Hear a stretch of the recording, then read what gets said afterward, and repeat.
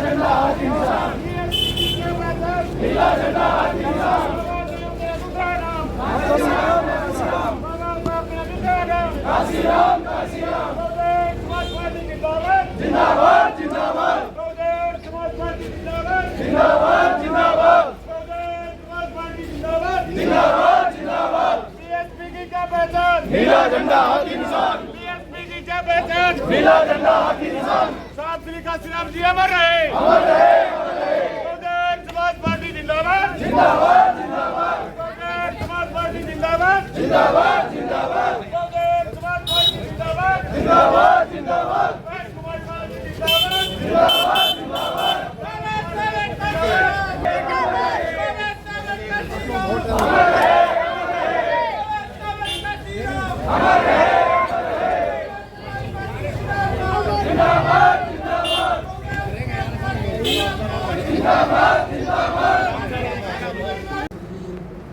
वो फिर अपने टारगेट से भटकने का काम करता है। सम्मानित साथियों, बहुत सारी चीजें उठा पटक में आप लोगों की बड़ी अच्छी मीटिंग है ये सम्मानित साथियों, और बहुत लोग इसमें आए थे। मैं समझता हूं कि जब मीटिंग बड़ी होने लगे तो समझ लो कुछ बड़ा करने जा रहे हैं हम लोग, उत्साह आपके अंदर है। एक बार भगवान बुद्ध अपने रास्ते पर चले जा रहे थे भिक्षा के लिए, और उन्होंने चलते चलते एक जगह रुके, उन्होंने दरवाजा खटखटाया। उनको पता नहीं कौन सिलसिला लोग था जिसका दरवाजा खटखटाने को मिला, उन्होंने उनको गालियां देनी शुरू कर दी, और गाली भी बड़ी खराब खराब गाली उनको दी। और भगवान बुद्ध उनको देखते रहे, कुछ नहीं बोले, और देख करके फिर आगे चलने लगे। उन्होंने कहा, भाई आपको हमने इतनी गाली दी, इतनी सड़ी सड़ी गाली दी, आप कुछ नहीं बोल रहे, आप चल दिए। उन्होंने कहा, भाई कुछ नहीं बोले। फिर उन्होंने कहा, फिर गालियां देने लगे, भाई तुम्हें सुनाई नहीं देता, इतनी गालियां दे रहे थे, जवाब नहीं दे रहे कुछ। उन्होंने कहा कि भाई मुझे इस जवाब की जरूरत ही नहीं है, मुझे जिस चीज की जरूरत थी वो मिली नहीं। मैं पीछे एक और दरवाजा छोड़ के आया हूं, जो दरवाजा मैंने पीछे खटखटाया है वो मेरे लिए प्रसाद लेकर के आई। मुझे नहीं पता था प्रसाद था क्या था, उन्होंने प्रसाद देने का काम किया, उसकी इच्छा मुझे नहीं थी। और हमने उस प्रसाद को लेकर के वैसे ही छुआ, और हमने उसको कह दिया कि भाई अपने बच्चों में बांट दो। और हम आपको भी, आपने हमें गालियां दी, हम आपको भी यही कहना चाहते हैं कि आपने जो दिया हमने लिया नहीं। जिस तरह उन्होंने प्रसाद अपने बच्चों में बांट दिया, इसी तरह हम कहना चाहते हैं कि जो आपने हमें दिया हमने लिया नहीं, आप भी अपने बच्चों में सुरक्षित बांट दीजिए और आगे चलिए। पैरों में पड़ गई। सम्मानित साथियों, जैसे संस्कार, जैसा सॉफ्टवेयर तैयार करेंगे अपने बच्चों के लिए, जैसे हम लोग, हमारे विचार होंगे, हम अपने बच्चों को वही परोस करके देंगे।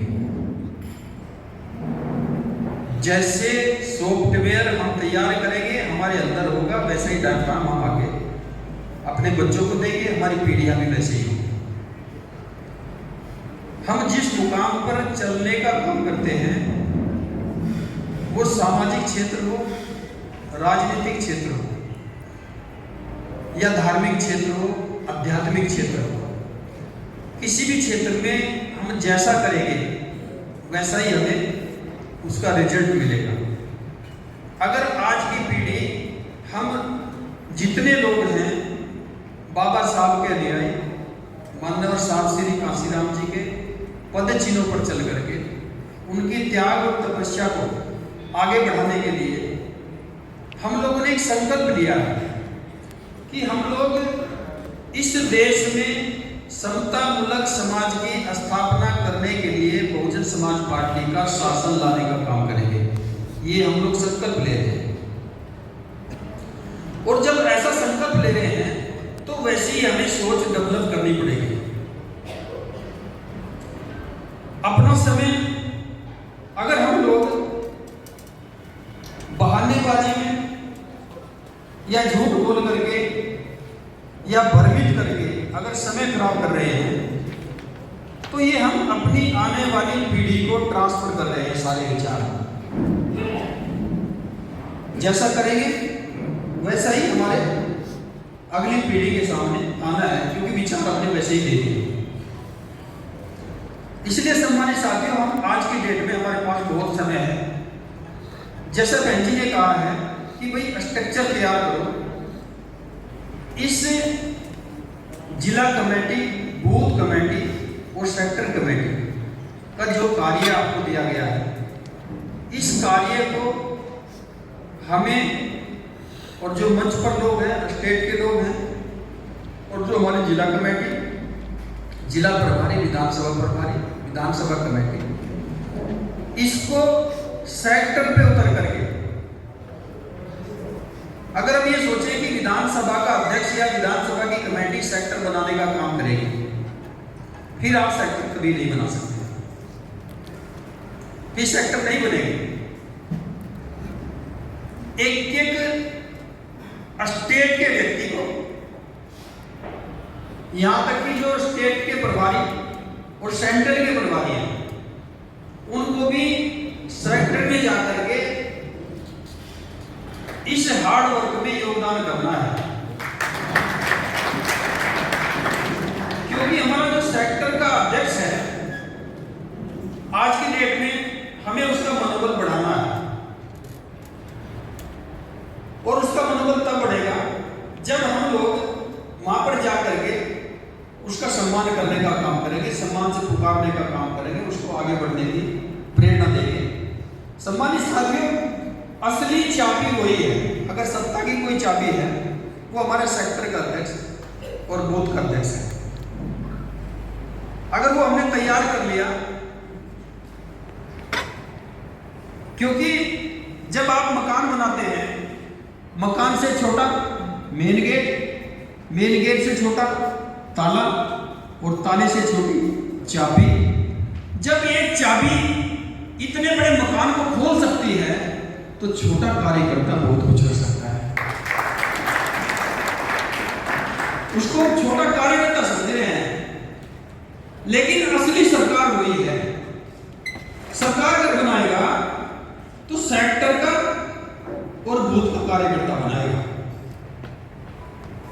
बहन जी के निर्देशन में देखिए, हम बताएं आपको सम्मानित साथियों कि बाबा साहब ने जो डिग्रियां ली,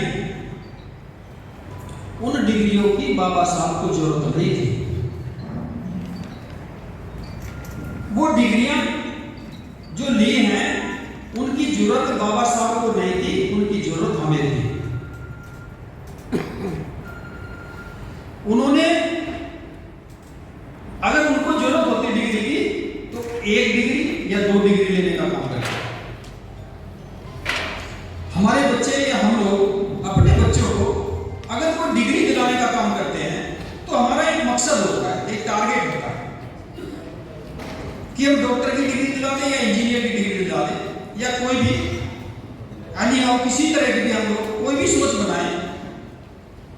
वो एक टारगेट होता है हमारा कि मेरा बच्चा डॉक्टर बने या इंजीनियर बने या किसी भी लाइन में जाए। हमने एक टारगेट बना लिया, और उसी तरह से हम अपने बच्चे को डिग्री दिला करके नौकरी लगवाने का काम कर लेते हैं। बहुत सारे नहीं भी लगते, लेकिन हमारा टारगेट एक हो। बाबा साहब का टारगेट अगर खाली इतना होता कि अपने परिवार को पालना है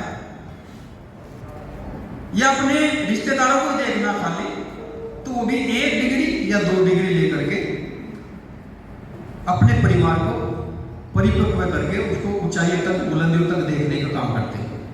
उन्होंने ऐसा नहीं किया। उन्होंने जो डिग्रियां ली हैं, वो अलग अलग तरह की डिग्रियां जैसी परिस्थिति आती रही उन परिस्थितियों के अकॉर्डिंग उन्होंने वो डिग्रियां लेते रहे और इतने बड़े भारत के लोगों को, जिन लोगों को जिस कैटेगरी को जैसी जरूरत थी वैसी डिग्री वैसी पढ़ाई करते रहे और उनके लिए वो लोग अपने जीवन को बलिदान करते रहे। इसी तरह सम्मानित साथियों, माननीय साहब श्री काशीराम जी जब भारत के अंदर इस मूवमेंट में उतरे, अगर वो चाहते कि अपने परिवार को या अपने रिश्तेदारों के लिए मुझे काम करना है तो उन्हें नौकरी छोड़ने की जरूरत नहीं थी।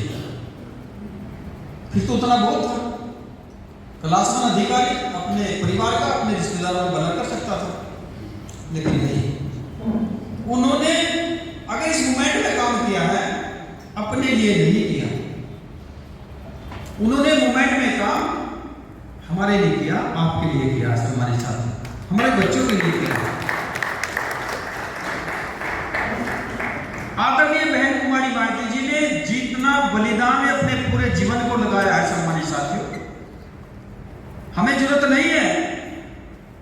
क्या आप लोग समझते हैं बहन जी की जरूरत नहीं है? बहुत सारे लोग कहते हैं भाई बहन जी घर से बाहर नहीं निकलते। हम कहते हैं सम्मानित साथियों, बहन जी को आज भी पीएम बनने की, सीएम बनने की जरूरत नहीं है। हमें जरूरत है बहन जी सीएम बने या पीएम बने, हमारे बच्चों को जरूरत है। सम्मानित साथियों, इस समाज की बात को उसी को सौंपी जाएगी जिसका कार्य आप लोगों ने देख लिया, और बहन जी का कार्य, बहन जी की सरकार आप लोगों ने भली भांति देख चुके सम्मानित साथियों। इसलिए एकमात्र नेता हमारी ऐसी है जिनके ऊपर हम अपने बच्चों के भविष्य का पूरा विश्वास कर सकते हैं कि बहन जी हमारे बच्चों के लिए पूर्ण अधिकार दिला सकती है, और कोई नेता नहीं है। और आज की सरकार है सम्मानित साथियों, आपने बीजेपी की सरकार भी आप लोग देख रहे हैं, नए नए मुद्दों में, नए नए भ्रमों में आपको भटका करके ये सरकारें आपका समय भी खराब कर रही है सम्मानित साथियों, और हमें भटका करके दूसरी तरफ, दूसरी लाइन पे ये डालने का काम कर रहे हैं। पहले इन्होंने शुरू में 2015 में राम मंदिर के खिलाफ नहीं है, हम किसी धर्म के खिलाफ नहीं, किसी जाति के खिलाफ नहीं है सम्मानित साथियों। हम लोग नास्तिक नहीं है कि हम किसी के खिलाफ हो जाएं, हम लोग आस्तिक भी नहीं है किसी हम धार्मिक चीजों में या किसका तथ्य ही नहीं है उसमें विश्वास करने लगे। हम लोग आस्तिक नहीं है, नास्तिक नहीं है, लेकिन हम लोग वास्तविक हैं। हम वास्तविक चीजों पे, बुनियादी तत्वों पे विश्वास करने वाले लोग हैं, और उसी सिस्टम पे समतामूलक समाज की स्थापना करने के लिए बहन जी ने अपनी सरकारों में काम किया है। उस मुद्दे को जाग करके रखा। फिर 2016 में 8 नवंबर 2016 को नोटबंदी भारतीय जनता पार्टी ने लागू की सम्मानित साथियों। उसमें सभी लोग लाइन में लगे रहे। उसके बाद सम्मानित साथियों फिर जीएसटी लागू कर दी 1 जुलाई 2017 को। उस जीएसटी में व्यापारी आज तक उलझा है, व्यापारी को यही नहीं पता, मकड़ी का जाल जैसे बुन दिया, उस मकड़ी के जाल को सुलझाने के लिए व्यापारी आज तक ये समझ रहा है कि इस जाल को सुलझाऊं तो किधर से शुरू करूं, उसका सुलझाने का तरीका नहीं पता लग रहा सम्मानित साथियों। और सपने दिखाने वाली बात, ख्वाब दिखाने वाले सपने, कभी काले धन की बात करते हैं, कभी लव जिहाद की बात करते हैं, कभी घर वापसी की बात करते हैं सम्मानित साथियों, कभी अच्छे दिल की बात और मन की बात तो आज तक खत्म नहीं हुई, चली रही है। अब एक नया फार्मूला आपके बीच में दिया जिसका हम स्वागत भी करते हैं। जातिगत जनगणना। बहुजन समाज पार्टी की राष्ट्रीय अध्यक्ष आदरणीय बहन कुमारी भारती जी ने बोल भी दिया, ट्वीट भी किया है कि हम इसका स्वागत करते हैं, क्योंकि कांग्रेस ने बहुत दिनों से ये अटका के रखा था और कांग्रेस उसका अंजाम भी भुगत रही है। लेकिन नियत साफ इस सरकार की भी नहीं है। उन्होंने जिस तरह से ये जनगणना कराने का फार्मूला तो दिया, उन्होंने इसको पास कराने का, इसको लागू कराने का घोषणा भी कर दी सम्मानित साथियों, लेकिन इसके पीछे भी कुछ न कुछ राज है। जैसे आप लोगों ने एक NRC चला था, CAA चला था, इन्होंने पास किया था, सिटीजन अमेंडमेंट एक्ट CAA, इन्होंने लागू किया था, पहले पास भी किया था सम्मानित साथियों, बीच में ब्रेक ले दिया। उसी पैटर्न पे जब जातिगत जनगणना होगी यहाँ पे, उसमें कई तरह के कॉलम देंगे, इसके पीछे बहुत कुछ निकल करके आएगा। इतने कॉलम देंगे उस फॉर्म में कि आम आदमी उलझ जाएगा कि हम कौन सा कॉलम भरें, कौन सा ना भरें, और उसी के माध्यम, उसी में ये ऐड करके चलेंगे। NRC एक फॉर्म होगा, जिसके पास आधार कार्ड, जाति का जो प्रमाण पत्र होता है, जाति का प्रमाण पत्र, पूरे डॉक्यूमेंट जिसके होंगे कि मैं यहाँ का मूल निवासी हूं, उसकी काउंटिंग जातिगत में होगी। और जिसके पास डॉक्यूमेंट नहीं होंगे उसको 2 साल तक 3 साल तक लाइन में लगना पड़ेगा। यानी कि दोबारा से एक चैप्टर लाइन में लगने का शुरुआत कर दी, सीधे तौर पे नहीं करेंगे। इसी कार्य को 1 साल में पूरा कर सकते हैं। इतनी बड़ी मशीनरी, इतने बड़े सरकारी तंत्र हमारे पास है कि 1 साल में बड़े आराम से पूरा किया जा सकता है, लेकिन नहीं करेंगे। और जिसके पास डॉक्यूमेंट्स पूरे नहीं होंगे उससे एक फॉर्म भरवाया जाएगा, सिटीजन अमेंडमेंट एक्ट, यानी उससे एक फॉर्म भरवाया जाएगा कि आप एक फॉर्म भरो, इस पे साइन करो कि मेरे पास कोई डॉक्यूमेंट्स नहीं मिला, मुझे यहाँ पे रहने का, निवास करने का अथॉरिटी मिल जाए, और उसको वहां पे रहने की अथॉरिटी मिल जाएगी। लेकिन जैसे ही वो फॉर्म भरेंगे, जैसे ही उस फॉर्म पे दस्तखत करेंगे, वो एक किस्म से प्रवासी कहलाएंगे। इनलीगल नहीं, इनलीगल हटा दिया, नाम बदल दिया, बात हुई है। और प्रवासी को ना वोट डालने का अधिकार होगा। पहले नंबर पे जब जनगणना खत्म हो जाएगी, पहले नंबर पे करेंगे कि उसका वोट डालने का अधिकार खत्म, और दूसरे नंबर पे आरक्षण किसी भी स्थिति में, शिक्षा में, नौकरी में, किसी भी तरह से आरक्षण को खत्म, क्योंकि उसके पास मूल निवासी बनने का, साबित करने का कोई डॉक्यूमेंट वो नहीं दे पाया। तो इस तरह से दोनों योजना आपकी नहीं काम करेगी, NRC, CAA और जनगणना, ये तीनों के माध्यम से कम्युनिकेशन बना करके इसको उठाने का काम करेंगे। और सम्मानित साथियों, हम भी यही हैं, आप भी यही हैं। जब सरकार ने इतनी बड़ी योजनाएं इतनी चलाई हैं, उसमें अभी तक लाइन ही लाइन लग रही है, तो इन पे पूरी तरह से आंख बंद करके अभी कोई भरोसा नहीं किया जा सकता। बिल्कुल अपने आप में अपने डॉक्यूमेंट्स पूरे करो, अभी से कंप्लीट करो।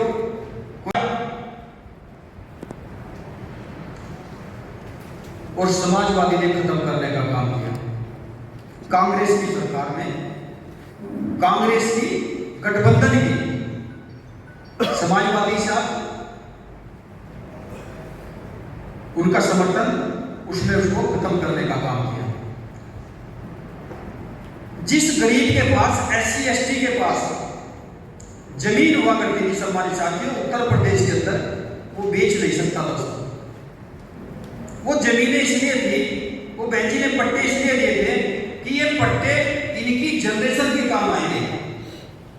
बहुत सारी चीज खर्च कर लेगा, बहुत सारी चीजें, क्योंकि हमारे लोगों में सम्मानित साथियों स्थिति का पता ही आप लोगों को, थोड़ी सी बढ़त पड़ी या दूसरे लोग उसको भ्रमित करेंगे और उस पर जमीन ले लेंगे।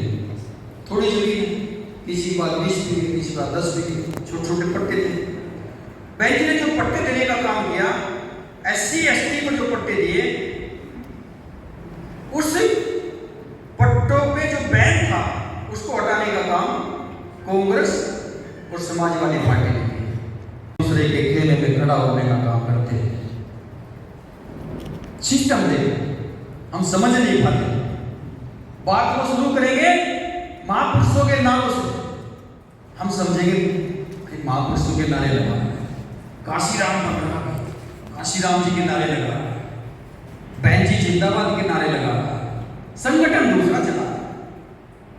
हम सोचते हैं संगठन तो बड़ा ही दूसरा हो, कोई बात नहीं, दूसरा संगठन तो चला रहा है, लेकिन नारे तो बहन जी के लगा रहा है। हम समझ नहीं पाते सम्मानित साथियों,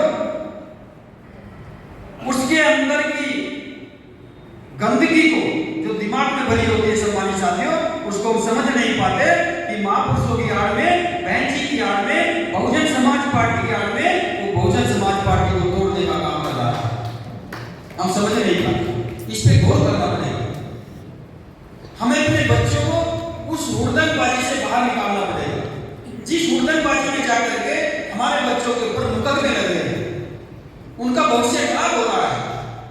वो बिजनेस करने लायक नहीं है, वो नौकरी करने के लायक नहीं है, वो समाज में बैठने तक के लायक नहीं रहते। दूसरे समाज में, हमारे समाज में बहुत बड़ी खाई हो गई सम्मानित साथियों।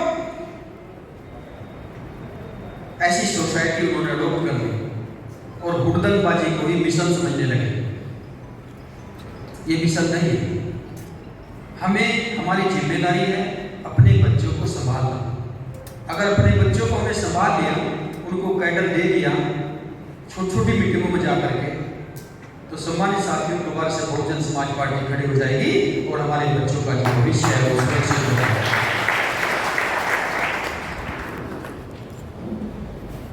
और सम्मानित साथियों कोई ऐसा व्यक्ति नहीं होता, चाहे वो शराबी हो, कबाबी हो, इस तरह का कर सकता है। दूसरा नंबर उसी का सम्मानित साथियों। इसलिए घबराने की जरूरत नहीं है। समय की परिस्थितियां हैं, राजनीतिक परिस्थिति कभी कभी 1 घंटे में चेंज हो जाती है। घबराने की आवश्यकता नहीं है, हमारा समय भी आएगा सम्मानित साथियों, आज नहीं तो कल आएगा।